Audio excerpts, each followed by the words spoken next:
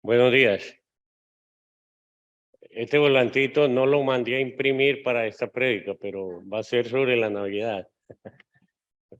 Él lo trajo nuestro hermano Gabriel. Excelente.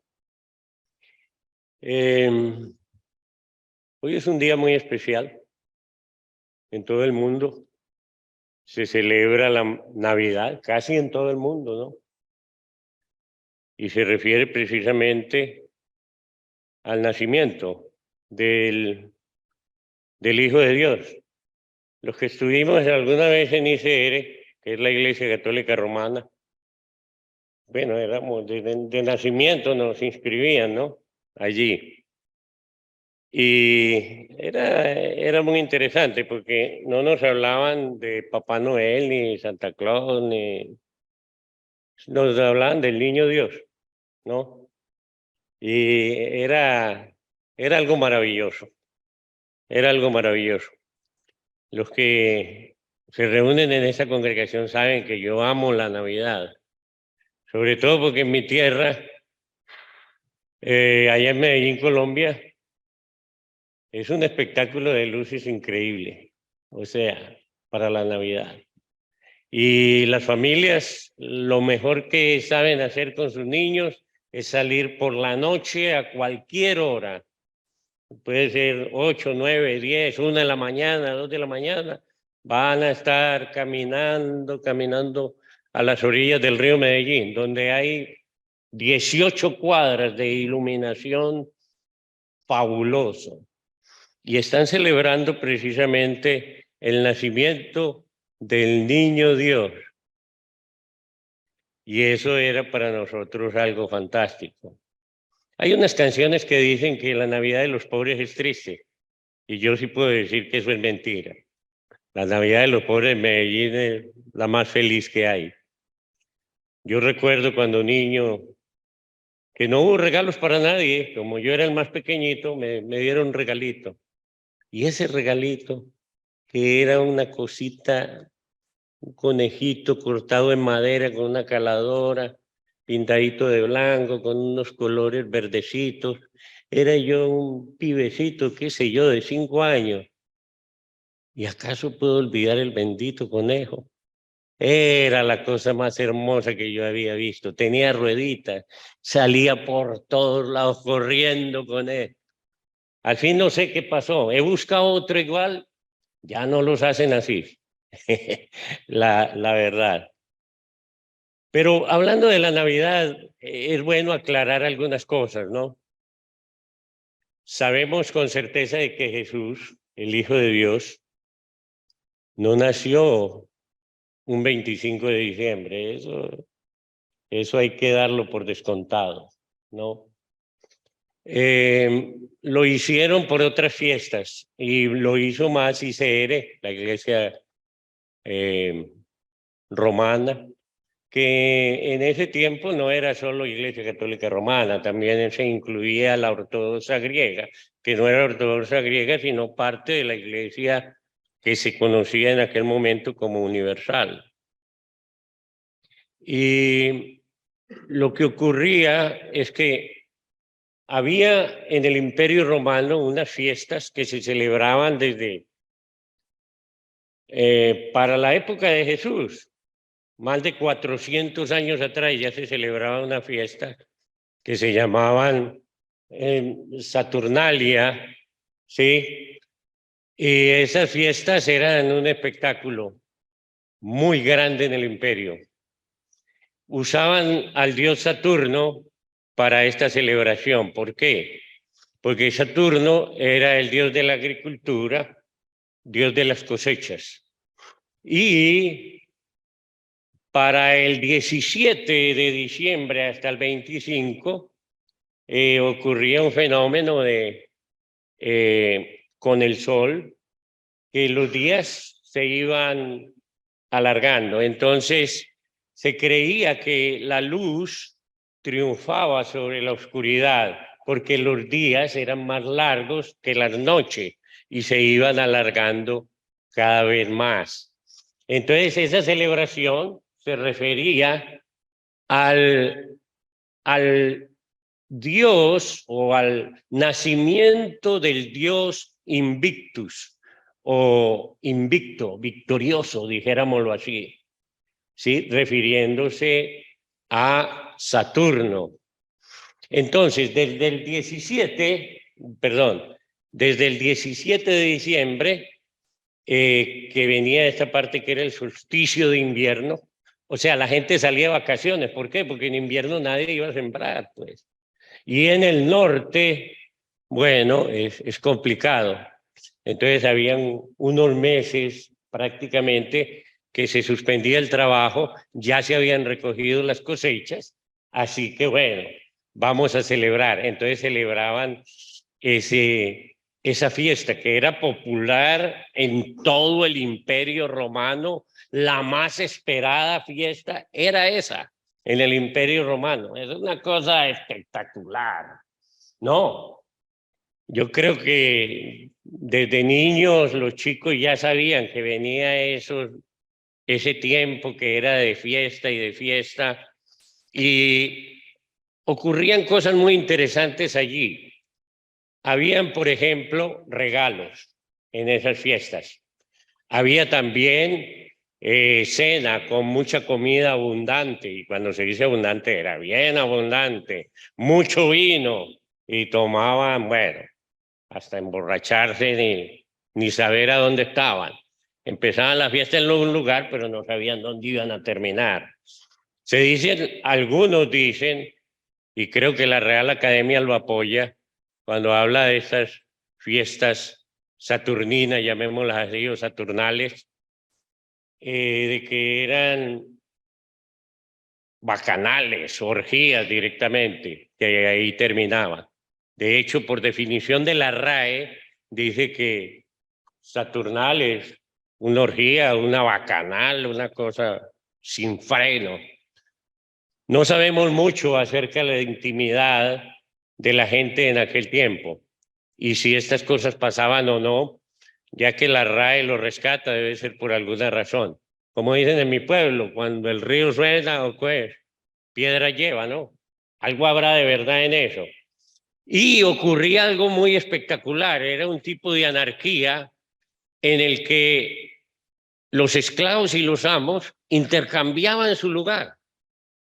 Los amos servían a los esclavos y los esclavos eran los amos. Entonces, claro, los esclavos esperaban de eso, pero para darle juguete a los amos, pues, no sé si les daría juguete porque después los amos iban a desquitar cuando se acabara la fiesta. Pero era algo que los esclavos, y en Roma, por ejemplo, para aquella época, habían 1 millón de habitantes romanos, 3 millones de esclavos. Eso era una fiesta poderosa para ellos. Sí, ocurrían cosas muy interesantes allí en estas fiestas. Y creo yo que los líderes de la Iglesia Universal de aquel tiempo, que católico significa universal, fueron muy sabios, fueron muy inteligentes al cambiar el sentido de la fiesta. Sabemos históricamente esa Saturnalia primera que alguna vez se conoció, es del año más o menos 497 a.C. y se celebró un 17 de diciembre. Esa es la más antigua que conocemos. Pero todo cambia 323 a 330 años después de Cristo, o sea, más de 800 años después de que esta fiesta reinara y reinara, es que la Iglesia romana lo que hace es determinar que Jesús nació un 25 de diciembre. Lo cual es mentira, porque si se analiza bien la visita que hace María a Elizabeth, y debió haber sido en la primavera del norte, ¿no? Porque aquí es otra cosa, al sur. En la primavera del norte, por allá en el mes de Nisan, o llamémoslo abril. Debió haber sido el nacimiento del Señor. Pero eso era muy interesante. Aparte de si Jesús nació ese día o no nació ese día, lo curioso es que muchos emperadores no les gustaba esas fiestas y querían acortar la celebración. Querían acortarla porque, bueno, había mucho gasto en eso, ¿no? Las arcas del reino se veían diezmadas. Y todos los emperadores que trataron de cambiar esa fiesta, lo que sucedía era que se chocaban contra una pared. El pueblo se iba contra ellos.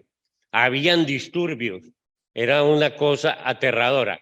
Hasta tal punto de que los emperadores se cuidaban mucho de tocar esos días para cortarlos. Si los alargaban, bienvenido sea. Pero a cortarlos, olvídese de eso. Eso no va a pasar. Entonces ICR fue muy inteligente. Fueron muy inteligentes los líderes de esta iglesia, porque ellos dijeron, bueno, vamos a celebrar, el mundo pagano celebra el triunfo de la luz sobre las tinieblas. Entonces vamos a celebrarla de tal manera que vamos a celebrar el día que la luz vino al mundo. Y esa luz que vino al mundo era Jesucristo, el Mesías, el Salvador. Y no se preocuparon por quitarles cosas, por ejemplo, que no hicieran regalos. No importaba, pueden hacer regalos. No les quitaron que comieran sabroso. Pueden comer sabroso. Si habían las bacanales, ahí sí, bueno. No se pasen tampoco. No, a Dios no le gustan esas cosas. Así que normalmente la fiesta se revolvió, este nacimiento del Hijo de Dios se revuelve con la Saturnalia en algunas cosas. Por ejemplo, quedaron los regalos. Y para eso, ¿qué hizo la Iglesia Católica? Usaron a los famosos Reyes Magos. Dijo, vieron, los Reyes Magos trajeron regalos. Eso está bien, que se hagan regalos, ¿no? Y recuerden que la Iglesia Católica dice que eran 3 magos, pero la Biblia no dice que eran 3, ¿no es cierto? Lo que dicen fue que cuando llegaron allá donde nace el Señor, ellos llevaron 3 regalos, incienso, mirra y oro. Y dieron por dado que cada uno de estos magos, el uno trae incienso, el otro mirra y el otro oro. Pero seguramente cada uno trajo incienso, mirra y oro. Y tal vez no eran 3, eran 4. Hay un libro sobre eso, el cuarto, que llegó cuando Jesús ya estaba colgado en la cruz. Es un libro muy interesante que leí yo de alguien que tenía mucha imaginación. Lo cierto de todo eso es que los regalos quedaron, la comida quedó y se convirtió en algo espectacular. Una manipulación de la mente humana. Eso fue lo que hizo ICR. Manipuló a la gente en esa fiesta pagana para que comenzaran a celebrar algo magnífico como es la Navidad, que ahora en este papelito nos dice que es la gran idea de Dios. Puede ser que el Espíritu de Dios trabajó en eso, porque de cierto es que la Navidad es la Navidad y es cuando celebramos el nacimiento del Hijo de Dios.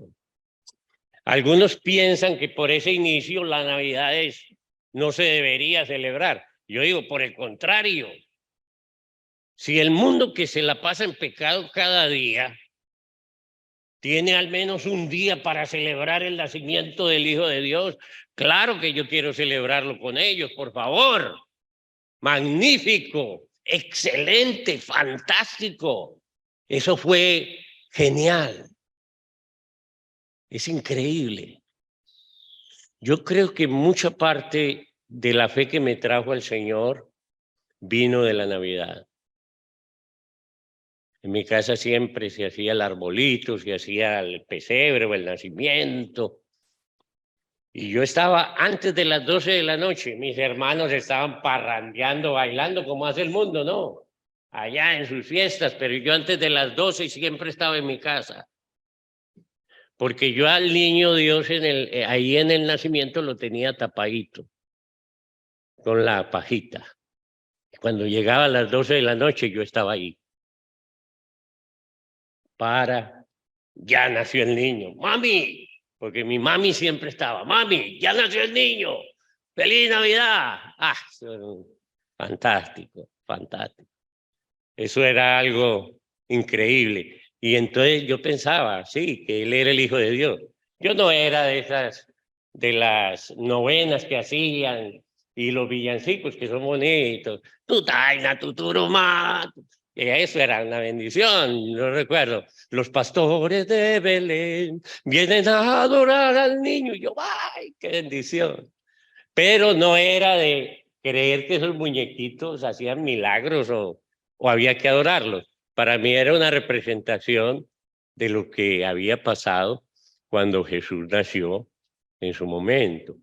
Y yo creo que parte de mi fe nació allí, ¿no? Me encantaba los pesebres y siempre que iba a una casa me iba a ver el pesebre, a ver qué tan bonito era. Una belleza. Teníamos un pesebre que era de una habitación completa, cuando los hacían mis hermanos. Después yo ya los fui chiquitando. Ahora lo hago en una mesita. ¿Cuándo lo hago? Este año no, porque como mi esposa se fue para Australia, bueno, ya está. No hay mucho con quien compartir.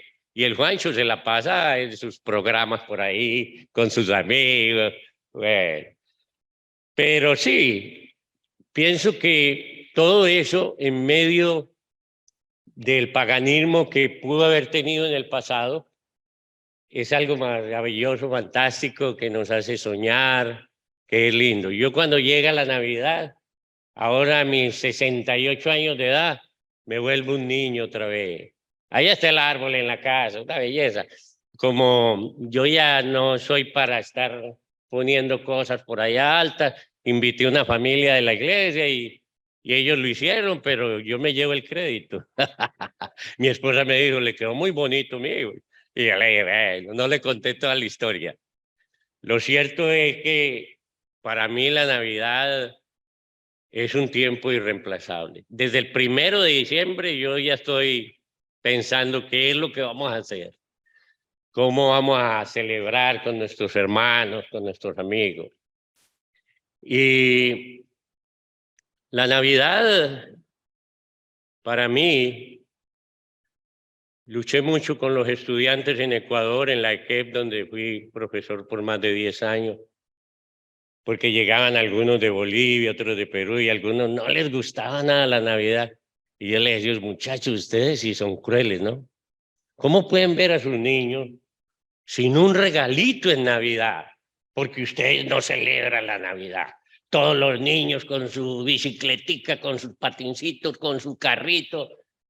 Y los niños de ustedes, no, como que fueran de otro planeta. ¿Qué pasó? Bueno, al fin todos comenzaron a celebrar la Navidad, porque insistía mucho en eso, porque no hay nada malo realmente en celebrar la Navidad. Yo diría que hay cosas muy, muy impactantes. Una de ellas, para mí, es todavía no era el Hijo de Dios como tal, o sea, todavía no había mostrado todo su poder, como dice Romanos 1:4, que fue declarado Hijo de Dios con poder por la resurrección de entre los muertos. Él todavía no había muerto, menos resucitado, ¿no es cierto? Pero imagínense ustedes la eternidad, el creador del mundo en un pesebre. El burrito ese y el buey que pusieron ahí, eso nació de Isaías. Por ahí que dicen algo de sus animalitos. Pero nadie sabe qué había ahí. Quizás habían ovejas, qué sé yo. Pero el Hijo de Dios en un lugar que no era apropiado ni para que un niño naciera y menos para que estuviera ahí en sus primeros días.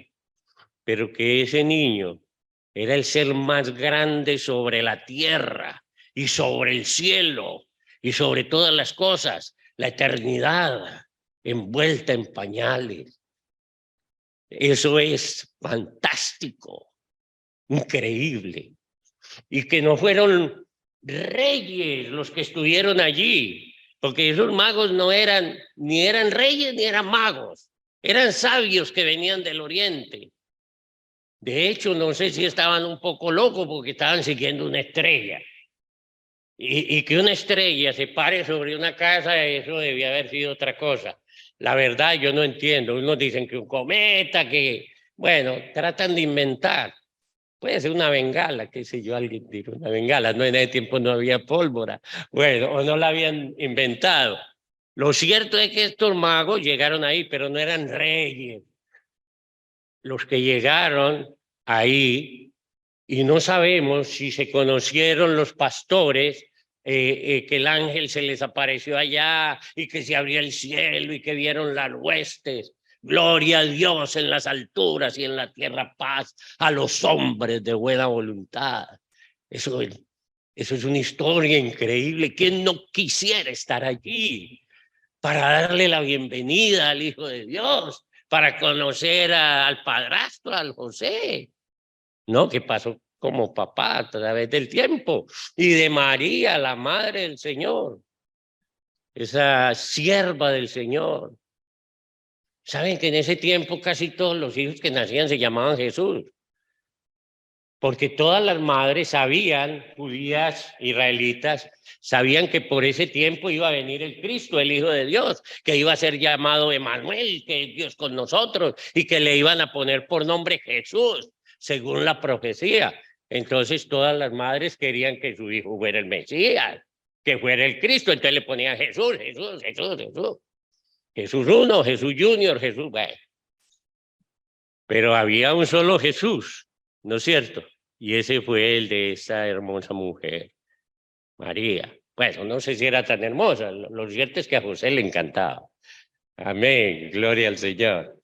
¿No es cierto? Hay veces eso de la belleza, no lo podemos medir muy bien, ¿no es cierto? Como dicen en mi pueblo, cada marciano con su marcianito, cada chancho con su chanchita, y así, qué sé yo. Sí, cada uno. Y mi madre me decía, mijo, porque yo decía, mami, esa pareja no, como que no hacen pareja. Me decía, mijo, al que le sabe le gusta, así que no hay que criticar en eso. Al que le sabe le gusta, ya está. Bueno, hay una parte de la Navidad que es mucho, mucho más profunda de lo que uno podría imaginar, porque no está ni siquiera en el tiempo de Navidad en que nació Jesús, que era un tiempo aterrador. Uno ve el pesebre y eso es muy bonito, y la musiquita de Navidad, todo eso, pero en ese tiempo donde nació Jesús era un tiempo aterrador, un tiempo de mucha violencia, muchas intrigas, habían sicarios, habían los famosos macabeos, los revolucionarios de la época, que lo único que hicieron fue hacer destruir la nación, pero bueno, todos cometemos errores, ¿no? Así es que era una situación muy, muy anómala, y que el Hijo de Dios hubiese nacido allí no era la gran noticia. Recuerden que cuando estos hombres sabios que venían de Oriente dijeron esa frase que está ahí arriba, ¿dónde está el rey de los judíos que ha nacido hoy? Yo me imagino que Herodes le dijo, ¿cómo que ha nacido? Yo soy el rey de los judíos, ¿qué pasó? Pero que no, pero es uno que va a nacer, vimos su estrella. Ah, bueno, muchachos, vayan, cuando lo encuentren, vuelven y me avisan. Ya el hombre le iba a cortar la cabeza. O sea, no era una buena noticia para un recién nacido. Eso es como cuando resucitó Lázaro. Recuerda que el Señor resucitó a Lázaro y ahí mismo le avisaron, Lázaro, piérdase que lo van a matar otra vez. Lo están buscando para matarlo, porque y yo digo, pobre niño. Y ahora lo mandan al desierto, allá a Egipto, a la quinta porra, decimos en Colombia. O sabíamos decir, lo mandaron a la Patagonia, Desde Colombia eso es muy lejos. Aún desde aquí, desde Buenos Aires, la Patagonia está lejos. Y bueno, allá tuvieron un tiempo y después cuando regresaban iban a ir a Jerusalén, pero había otro hijo de Herodes allí, porque Herodes ya había fallecido para cuando ellos regresaron. Y creo que era Arquelao, si no estoy mal. Era un sinvergüenza. Sí, era un... No, mejor ni hablar, porque hay que decir malas palabras hablando de él. Y le dio miedo ir a Jerusalén y dijo, no, me voy para donde, para Nazaret, sin saber que se cumplía la profecía, ¿no es cierto? Pero estaban era huyendo. Y Nazaret era un sitio muy neutral, dijéramos así, donde nació el Señor. No había mucho problema por allá. Pero esa Navidad no es como la pintamos nosotros ahora. Es fabulosa por todo lo que implicaba, pero en verdad implicaba mucho más de lo que cualquier ser humano podría entender en aquel tiempo y quizás hoy. Yo pienso que la Navidad empezó antes de que el mundo fuera creado. Según Efesios 1:9, a ver, vamos a buscarlo. Abran sus Biblias, iPhone, smartphone, Android, cualquier cosa de eso, donde tengan la palabra de Dios. Antes yo tenía un libro y ahora esto cambió. Vamos a buscar a Efesios. Efesios capítulo 1, versículo debe ser 9, seguro. Si no, está ahí cerquita. Dándonos a conocer el misterio de su voluntad, según su beneplácito, el cual se había propuesto en sí mismo de reunir todas las cosas en Cristo, en la dispensación del cumplimiento de los tiempos, así las que están en los cielos como las que están en la tierra. Hay otro texto allí, un poquito antes, bendito es el Dios y Padre, el 3 de nuestro Señor Jesucristo, que nos bendijo con toda bendición espiritual en lugares celestiales en Cristo, según, versículo 4, según nos escogió en Él, en Cristo, antes de la fundación del mundo. Si el nacimiento, si la venida a este mundo es un gran espectáculo, lo que debió haber ocurrido en el cielo antes de la creación, vaya que sí fue un espectáculo. Porque Dios iba a crear un mundo que él sabía que se iba a perder. Que iba a crear un hombre desagradecido que le iba a dar la espalda a su creador. Mas, sin embargo, en el cielo estaba ocurriendo algo especial. Dios estaba pensando cómo salvar a ese mundo que sin existir todavía él sabía que se iba a perder. Entonces, sin duda, llamó al Espíritu Santo, venga para acá, y al Hijo, venga para acá. Bueno, muchachos, ¿qué? ¿Van a dejar que pierda todo ese trabajo que voy a hacer o qué? Dice, pero si no lo has hecho todavía. No, pero lo voy a hacer. Yo no me arrepiento. Dicen que el Señor nunca se arrepiente. Entonces él dijo, bueno, está bien, vamos a salvarlo. Pero hay un problema. Vos lo vas a salvar, pero no lo puedes salvar como Dios. Tenés que ir al mundo como hombre. Eso debía haber sido la cosa más aterradora sobre el cielo y sobre la tierra. Él con todos esos miles de millares de ángeles alabándolo, honrándolo y venir aquí a este chiquero, donde estaba el pecado, porque recuerde que esos ángeles que se rebelaron, dice que Miguel los expulsó. ¿Y a dónde los expulsó? Aquí cayeron. ¿Qué estaba haciendo Satanás en el paraíso? Ahí que en forma de serpiente, tentando a la muchacha, para que la muchacha tentara al muchacho. Ay, por favor, qué cosa, qué cosa. Estaban aquí, todo este mundo era aterrador.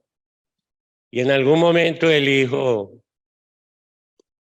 Dijo, Padre, yo quiero hacer tu voluntad. ¡Wow! ¿Cuál sería el sentimiento?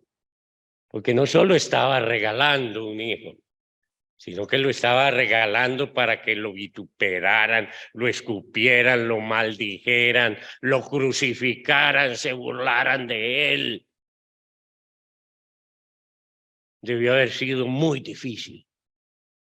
Pero después de ver con su mente omnipotente, omnipresente, omnisciente, que todo lo sabe, después de ver la gloria que vendrían tras esas humillaciones, tras esos dolores, seguramente una boca celestial se llenó de risa y su corazón de alegría.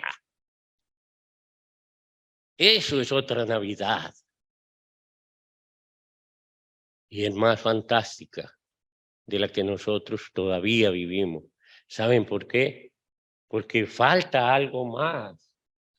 Falta algo que Dios vio antes que nosotros. Y es que su hijo va a regresar. Así como se fue, como con las nubes. Va a volver para rescatar a su pueblo.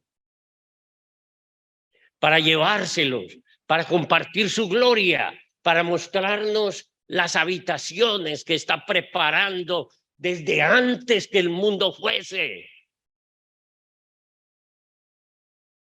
Y eso, mis queridos hermanos y amigos, hacen que la Navidad sea algo más que hermoso, es poderosa, fantástica.